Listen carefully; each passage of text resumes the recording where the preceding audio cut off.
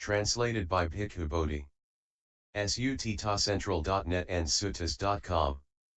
DN 32 Atanata Sutta. The Atanata Protective Verses.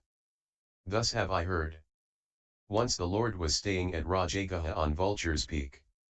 The four great kings with a great array of Yakkhas, of Gandharvas, of Kumbhandas, and of Nagas set up a guard to watch over the four quarters as night was drawing to a close. They went to see the Lord Buddha, lighting up the entire Vulture's Peak with their radiance, saluted him and sat down to one side. Some of the Yakkhas saluted him and sat down to one side, some exchanged courtesies with him before sitting down, some saluted him with joined palms, some announced their name and lineage and some sat down in silence. Sitting on one side, King Vesavana said to the Lord, Lord, there are some prominent Yakkhas who have no faith in the blessed Lord and others who have faith, likewise there are Yakkhas of middle and lower rank who have no faith in the blessed Lord and others who have faith. But the majority of Yakkhas have no faith in the blessed Lord. Why is this? The blessed Lord teaches a code of refraining from taking life, from stealing, from sexual misconduct, from lying speech and from strong intoxicants and sloth-producing drugs. But the majority of the Yakkhas do not refrain from these things, and to follow precepts is distasteful and unpleasant to them. There are disciples of the blessed Lord who dwell in remote forest glades, where there is little noise or shouting, far from the madding crowd, hidden from people, suitable for retreat. And there are prominent Yakkhas living there who have no faith in the word of the blessed Lord. In order to give these folks confidence, may the blessed Lord learn the Atanata protective verses, by means of which monks and nuns, male and female lay followers may dwell guarded, protected, unharmed and at their ease. And the Lord consented by silence. Then King Vesavana, noting the Lord's consent, at once recited these Atanata protective verses. 1. Homage to Vipassi, possessed of the eye, of wisdom, and splendor. Homage to Sika, compassionate towards all beings. 2. Homage to Vesabhu, free from all defilements and possessed of ascetic energy. Homage to Keku Sanda, the conqueror of the fivefold host of Mara. 3. Homage to Kanagamana, who has shed all defilements and had lived the holy life. Homage to Kassapa, the Buddha, who is fully freed from all defilements. 4. Homage to Angirasa, the son of the Sakyas, who is full of radiance, and who proclaimed the Dhamma that dispels all suffering. 5. Those in the world, who have extinguished the flames of passion, and have perceived through insight, meditation, things as they really are, they never slander anyone, they are mighty men who are free from fear. 6. Gotama, the Buddha, dear to gods and men, endowed with knowledge and virtue, mighty and fearless, all do homage to him. 7 to 8. When the resplendent sun, offspring of Utti with its full orb, arises, then the night ceases, and it is called the day. The direction from which the sun rises, is the east. There exists the ocean deep and vast. 9. This, a spreading sheet of water, they know as the ocean. Where it is to the east of Mount Meru, they say that quarter is east. 10. Custodian of this quarter is a great king named Atanata, who has a retinue of attendants, and is sovereign lord of the Gandharvas. 11. Attended by Gandharvas, he enjoys their song and dance. He has many mighty sons, all of one name, so have I heard. 12 to 13. 80 and 10 and 1 are they, Inda their name, and mighty are they. They too, beholding the Buddha, kinsman of the sun, mighty and fearless, salute him from afar, homage to thee, who art unique among mankind, glory to thee, the noblest among men.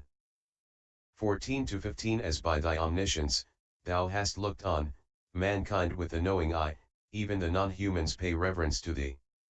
This we have often heard. We, therefore, request the Yakkhas to pay homage to Gotama, the Conqueror, the Buddha. They too say, we reverence Gotama, the Conqueror, we reverence Gotama who is endowed with knowledge and virtue. 16 to 18. The direction from where the petas, backbiters, murderers, the fierce brigands, and the deceitful are removed, is the direction, to the right of Mount Meru, called the quarter of the south.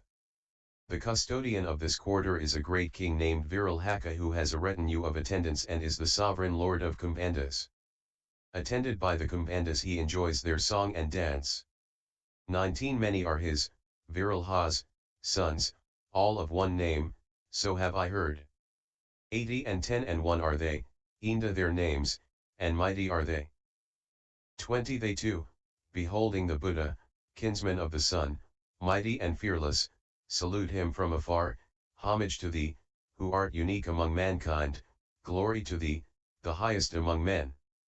21 to 22 As by thy omniscience, thou hast looked on, mankind with a knowing eye, even the non-humans pay reverence to thee.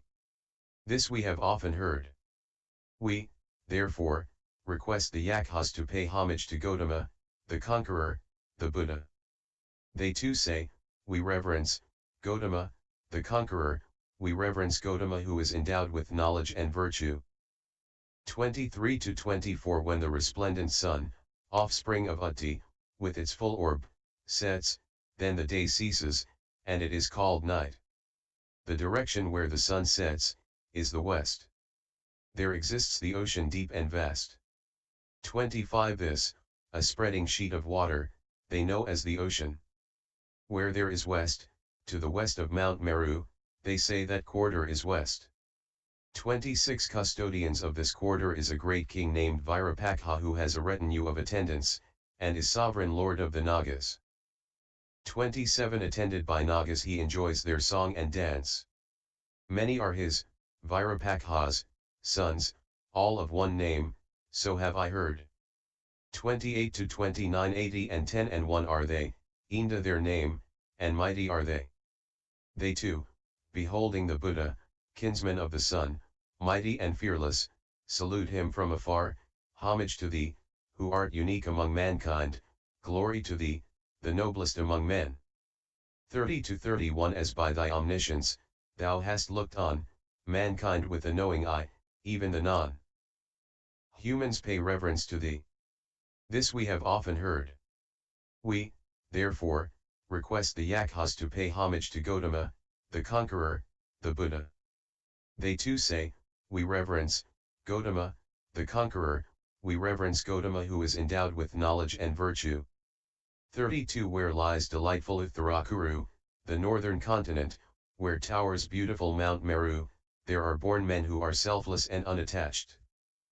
33 They neither sow the seed nor use the plough. Spontaneously grown corn is there for them to enjoy. 34 The rice, purged of the red powder and of husk, clean and sweet-scented, is boiled in golden vessels, it is this that they partake of. 35 They make of cows a single-seated mount, like mounting on horseback, and ride about from place to place. 36 to 37 They make use of women and men, girls and boys as vehicles, and travel from place to place in them. 38 Mounting on vehicles, on elephants and horses, they, the Yakkhas of King Vesavana, travel in every direction. 39 This king who has a retinue of attendants, is possessed of elephants and horses on which he rides. He also has celestial chariots, palaces, and palanquins. He has cities well built in the celestial regions. Their names are Atanata, Kusanata, Parakusanata, Natapuriya, Parakusatanata. To the north, the city of Kapilavada, to the south Anaga and cities named Navanavati, Ambaravati, and the kingdom of Alakamanda. Happy One, addressing the Buddha, this Kuvera, another name for Vesavana, has a kingdom named Vina, therefore, the great king Kuvera is called Vesavana. There are Yakkhas, of this king, who hold investigations and make them known. They are Tatola, Tatala, Tatotala, Ojasi, Tejasi, Tatojasi, Suro, Raja, Suraraja, Eritho, Nimi, Erithanimi. There, in Vizana kingdom, lies the Lake Tharni whence rain clouds, drawing water, pour them forth. And there is also the hall named Bhagalavati where the Yakkhas assemble.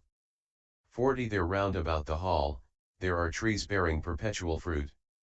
On these trees, there are multitudes of birds. One can hear the cry of peacocks and herons, and the melodious song of kokilas, the Indian cuckoo. 41 There the jiva birds cries live on. Live. On. Jivam Jivaka, and he sings lift up your hearts. The jungle fowls, the crabs, and the Pakharasataka birds roam the woods. 42 There the cry of the parrot, the myna birds and the Dandamanavaka birds is heard. And Kavera's lotus lake ever lies in her beauty in all seasons. 43 to 44 That direction, to the north of Mount Meru, is called by people the quarter of the north. The custodian of this quarter is a great king named Kavera who has a retinue of attendants, and is sovereign lord of the Yakkhas. Attended by the Yakkhas he enjoys their songs and dance. 45 Kavera has many mighty sons, all of one name. 80 and 10 and 1 are they, Inda their name. 46 They too, beholding the Buddha, kinsman of the sun, mighty and fearless, salute him from afar, homage to thee, who art unique among mankind. Glory to thee, the noblest among men. 47 to 48 As by thy pure omniscience thou hast looked on mankind, even the non-humans pay reverence to thee, this we have heard. We, therefore, request the Yakkhas to pay homage to Gotama, the Conqueror, the Buddha. They, too, say, we reverence Gotama, the Conqueror, we reverence Gotama who is endowed with knowledge and virtue. King Vesavana, these, sir, are the Atanata protective verses, by means of which monks and nuns, male and female lay followers may dwell guarded, protected, unharmed and at ease. If any monk or nun, male or female lay follower learns these verses well and learn them by heart, then if any non-human being, male or female Yakkha or Yakkha offspring, or a chief attendant or servant of the Yakkhas, any male or female Gandhava, Kumbhanda, Naga, should approach that person with hostile intent while he or she is walking or starting to walk, standing or rising to stand, seated or sitting down, lying down or starting to lie down, that non-human being would not gain any honor or respect in village or town. Such a being would not gain a footing or a lodging in my royal city of Alakamanda, he would not be admitted to the Yakkhas assembly, nor would he be acceptable for taking or giving in marriage. And all the non-human beings, full of rage, would overwhelm him with abuse. King Vesavana, there are, sir, some non-human beings who are fierce, wild, and terrible. They heed neither the great kings, nor their officers, nor their attendants. They are said to be in revolt against the great kings. Just as the bandit chiefs whom the king of Magadha has overcome do not heed him, or his officers, or their attendants. Now if any Yakkha or Yakkha offspring, Gandhava should approach any monk, nun, male or female lay follower with hostile intent, that person should alarm, call out and shout to those Yakkhas, the great Yakkhas, their commanders and commanders-in-chief, saying, this Yakkha has seized me, has hurt me, harmed me, injured me, and will not let me go. Which are the Yakkhas, the great Yakkhas, their commanders and commanders-in-chief? They are Inda, Soma, Varuna, Bhairadvaha, Pajapati, Kandana, Kamasepha, Kinyagandu and Nyandu, Panada, Opamana, Devasvita, Madali, Sitazina the Gandhava, Nda, Raja, Jainsava, Satajira, Himavata, Punnika, Karatiya, Gula, Sivaka, Mukalinda II, Vesamita, Yugandhara, Gupta, Sapajadha Hari, Neti and Mandiya, Pankdakanda, Kavaka, Pajana, Sumna, Sumaka, Dadimaka, Mani II, then Manikara, Dingha, and, finally, Sarisaka. These are the Yakkhas, great Yakkhas, their commanders and commanders-in-chief who should be called upon in case of such an attack. There are these Atanata protective verses by means of which monks and nuns, male and female lay followers may dwell guarded, protected, unharmed and at ease. After telling the Atanata protective verses, the great kings have to go. So the 4 great kings stood up, saluted the Lord, passed by on his right side and vanished. And the Yakkhas stood up and vanished. When the night was over, the Lord told the monks that the 4 great kings came to see him, and he repeated the Atanata protective verses to them. He said to them, monks, you should learn these Atanata protective verses, master them and remember them. They are for your benefit, and through them monks and nuns, male and female lay followers may dwell guarded, protected, unharmed and at ease. Thus the Lord spoke. And the monks were delighted and rejoiced at his words. In summary, this sutta talks about the occasion when the 4 great kings recited Atanataya Parita to the Buddha. The Atanata verses talk on the virtues of the 7 Buddhas: Vipassi, Sikha, Vesabhu, Kekusanda, Konagama, Kassapa. Gotama Buddha. The Buddha then advised his disciples to remember and master these verses and directed them to recite these verses whenever they have trouble with Yakkhas in order to live at ease, guarded, protected and unharmed, and also to call on their Yakkhas commanders for help. That was the reason why monks recite Atanataya Parita, to bring peace and harmony and be guarded by their chief commander from all harms against those Yakkhas non-humans who are fierce, violent, given to retaliation. By WHH. References. 1 WW